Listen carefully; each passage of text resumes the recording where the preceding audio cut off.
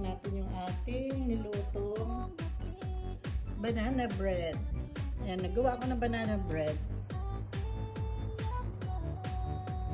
Ayan, hindi pa siya totally luto.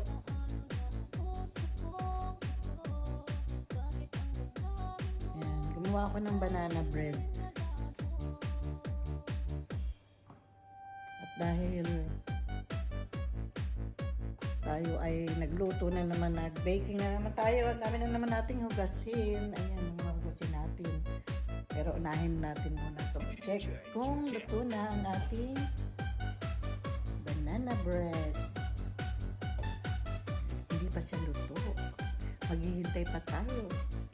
Mga 10 minutes pa. Ayan. See you. Love you.